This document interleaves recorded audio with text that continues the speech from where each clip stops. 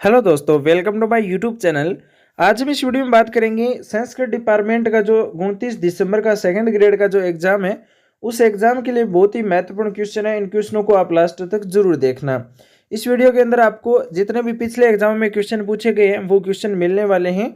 तो आज का जो पहला क्वेश्चन है वो है शीतकालीन वर्षा माउट होती है। शीतकालीन में जो वर्षा होती है जिसे माउट कहते हैं वो कैसे होती है। तो एक नंबर है दक्षिणी पूर्वी मानसून के द्वारा, दो नंबर पश्चिमी विक्षोभों के द्वारा, तीन नंबर दक्षिणी पश्चिमी मानसून के द्वारा और चार नंबर पर है उत्तरी पूर्वी मानसून के द्वारा। तो इसका सही आंसर क्या होगा? शीतकालीन में जो वर्षा होती है उसे माउट कहते हैं और ये पश्चिमी विक्षोभ के कारण होती है। पश्चिमी विक्षोभों के द्वारा शीतकालीन में वर्षा होती है जिसे माउट कहते हैं।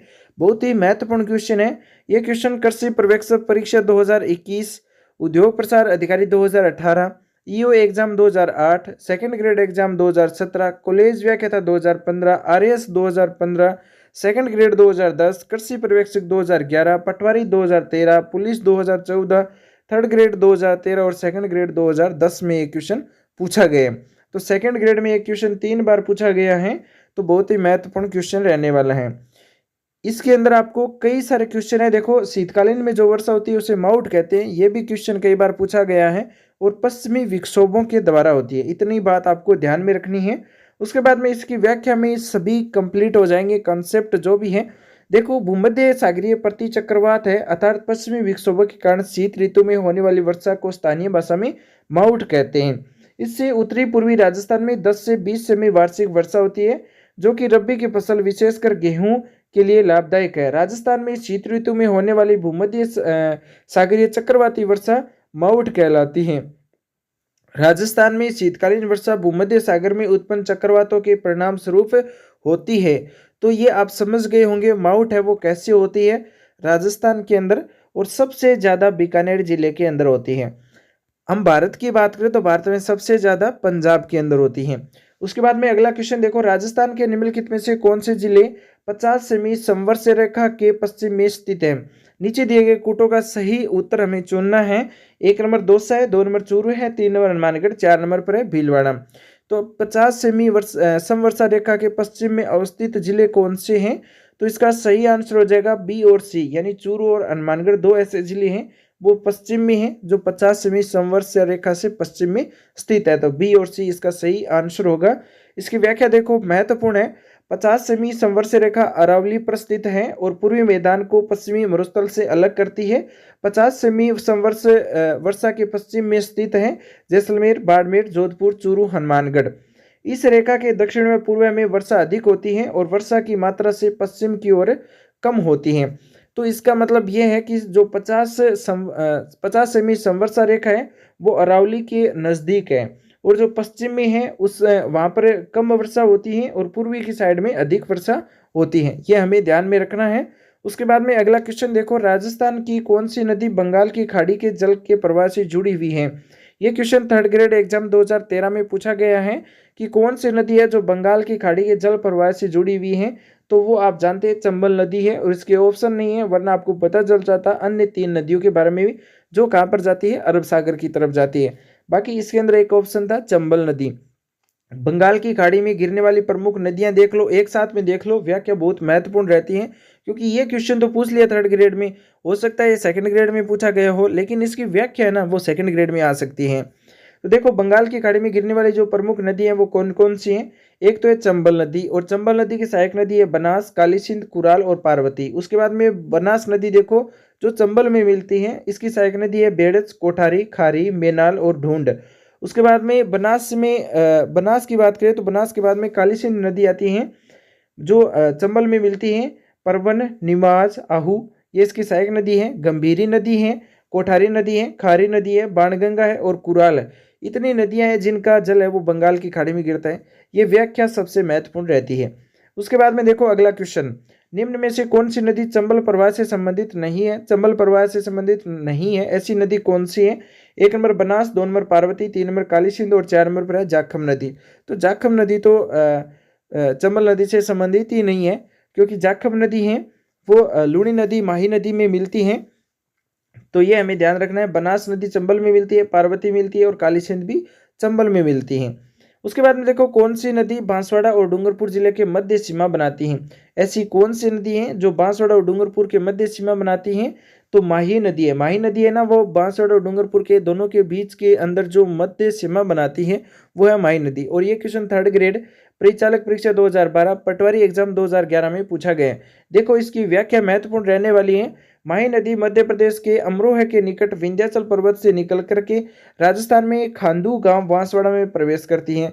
और माही को बागड़ की गंगा, दक्षिणी राजस्थान की स्वर्ण रेखा और इसके अपा क्षेत्र को छप्पन का मैदान कहते हैं।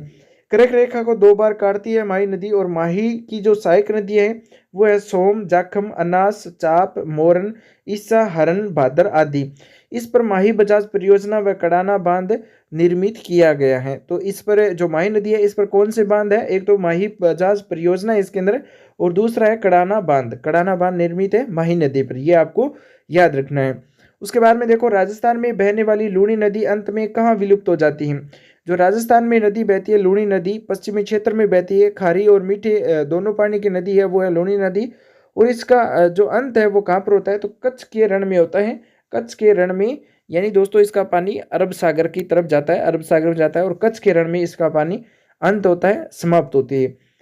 उसके बाद में देखो अगला क्वेश्चन, मानसी वाकल नदी का उद्गम स्थल कौन सा है? मानसी वाकल नदी उसका उद्गम स्थल है घोगुंदा की पहाड़ियां। घोगुंदा की पहाड़ियां हैं उदयपुर में, वहां पर मानसी वाकल नदी का उद्गम स्थल माना जाता है। पटवारी एग्जाम 2012 में ये क्वेश्चन भी पूछा गया है। अगला जो है क्वेश्चन उससे पहले इसकी व्याख्या देख लो। जो घोगुंदा की पहाड़ियां ये उदयपुर में है और यहाँ इसके जो निकल करके गुजरात उदयपुर सीमा पर साबरमती से मिल जाती है, साबरमती से मिल जाती है। इस पर निर्मित मानसी वाकल परियोजना है उदयपुर शहर की पेयजल आपूर्ति हेतु चलाई जा रही है। तो ये महत्वपूर्ण है इसकी व्याख्या। अगला क्वेश्चन देखो, नदी जिसका उद्गम मध्य प्रदेश से होता है और जो अपना जल खंभात की खाड़ी में उकेलती है वह नदी कौन सी है? तो माही नदी है। उल्टे यू आकार से इस तरह से राजस्थान के अंदर घूम जाती है। उसके बाद में ये कर्क रेखा को दो बार काटती है। यह हमें ध्यान रखना है माही नदी के बारे में। यह क्वेश्चन महत्वपूर्ण आता है और माही नदी से रिलेटेड क्वेश्चन एक जरूर आता है। उसके बाद में देखो विश्व में पन्ने की सबसे बड़ी मंडी कहाँ पर है? पन्ने की सबसे बड़ी मंडी कहाँ पर है? जयपुर जिले के अंदर है पन्ने की सबसे बड़ी मंडी। और ये question second grade Sanskrit science और परीक्षा 2010 में ये क्वेश्चन पूछा है दोस्तों, सेकंड ग्रेड में। अभी तक 15 साल हो गए और ये क्वेश्चन रिपीट होने के चांसेज है। विश्व में पन्ने की सबसे बड़ी मंडी कहाँ पर है? जयपुर में है। सूचना प्रौद्योगिकी पार्क कहाँ स्थित है? सूचना प्रौद्योगिकी पार्क कहाँ पर है? जयपुर में है। और यह क्वेश्चन भी सेकंड ग्रेड 2010 में पूछा गया है। अब देख लेते हैं महत्वपूर्ण पार्क एक साथ ही, ताकि आपको एग्जाम में कोई दिक्कत ना हो। यहाँ से क्वेश्चन अगर पूछते हैं पार्क से रिलेटेड तो आपको कोई दिक्कत ना हो, क्वेश्चन आपका सही हो। महत्वपूर्ण पार्क देखते हैं एक साथ में। इंफॉर्मेशन तकनीकी पार्क है ना, वो सीतापुर जयपुर में है। जेम्स एंड ज्वेलरी कॉम्प्लेक्स है वो सीतापुर जयपुर में है। लेदर कॉम्प्लेक्स मानपुर माचेडी है वो भी जयपुर में है। सॉफ्टवेयर टेक्नोलॉजी पार्क है कनकपुरा जयपुर में। हार्डवेयर टेक्नोलॉजी पार्क है कुकस जयपुर में। हैंडीक्राफ्ट शिल्पग्राम जोधपुर में। तो सभी जयपुर में ही है। जोधपुर में एक ध्यान रखो हैंडीक्राफ्ट, लेकिन सभी है जयपुर में। इनके स्थान बहुत ही महत्वपूर्ण है, स्थान पूछे जाते हैं आपको। अगर लेदर कॉम्प्लेक्स के बारे में पूछा जाता है मानपुर माचेडी, इसके साथ में कनकपुर जयपुर दे दे और उसके बाद में सीतापुरा जयपुर दे दे तो आप कंफ्यूज हो जाएंगे। इसलिए इनके जो स्थान है, मुख्य जो स्थान है वो आपको याद रखने हैं। सीतापुरा, मानपुर माचेडी, कनकपुरा, कुकस और शिल्पग्राम हैंडीक्राफ्ट जोधपुर वाला है। ये एक साथ में पार्क हमने देखे हैं, याद कर लेना। उसके बाद में देखो बैंक ऑफ राजस्थान का किस बैंक में विलय हुआ है? ये सेकंड ग्रेड एसएसटी परीक्षा 2010 में पूछा है कि बैंक ऑफ राजस्थान किस बैंक में विलय हुआ है। तो ये आईसीआईसी बैंक के अंदर बैंक ऑफ राजस्थान का विलय हुआ है। आईसीआईसी बैंक है ना, उसके अंदर विलय हुआ है बैंक ऑफ राजस्थान का। अगला क्वेश्चन है राजस्थान का धातु नगर कौन सा है? तो ये हमने जो पोस्ट भी किया था ये चैनल पर ये क्वेश्चन। तो धातु नगर नागौर है और ये क्वेश्चन सेकंड ग्रेड 2010 में पूछा है। अगला क्वेश्चन है वस्त्र निर्यात शहर का दर्जा किस शहर को दिया गया है? तो वस्त्र निर्यात शहर यानी राजस्थान का मैनचेस्टर किसे कहते हैं? भीलवाड़ा को। तो भीलवाड़ा इसका सही आंसर है। वस्त्र निर्यात शहर का दर्जा भीलवाड़ा शहर को दिया गया है। यह question second grade Rajasthan police के अंदर पूछा गया है। सूती वस्त्र उद्योग का प्रमुख केंद्र होने के कारण भीलवाड़ा को राजस्थान का मैनचेस्टर कहते हैं। यहाँ पावरलूम उद्योग भी स्थापित किया गया है। उसके बाद में अगला क्वेश्चन देखो, राजस्थान वित्त निगम की स्थापना कब हुई थी? राजस्थान वित्त निगम यानी आरएफडी, RFD, सी भी बोल सकते हैं, RFD बोलते हैं। तो राजस्थान वित्त निगम की स्थापना कब हुई थी? ये क्वेश्चन महत्वपूर्ण है। 17 जनवरी 1955 को, 17 जनवरी 1955 को राजस्थान वित्त निगम की स्थापना राज्य वित्तीय निगम अधिनियम 1951 के अंतर्गत 17 जनवरी 1955 को की गई थी। और वित्त निगम की स्थापना का मुख्य उद्देश्य राज्य में नवीन उद्योगों की स्थापना करना है। विद्यमान उद्योगों के विस्तारीकरण नवीनीकरण हेतु 20 करोड़ रुपए का ऋण वित्तीय सहायता के रूप में उपलब्ध कराना है। ये इसका मुख्य कार्य है। देखो, अगर आपको राज्य वित्त निगम की स्थापना याद रखनी है ना, तो इसे RFC बोलते हैं, RFD भी लगा दो, कोई दिक्कत नहीं है।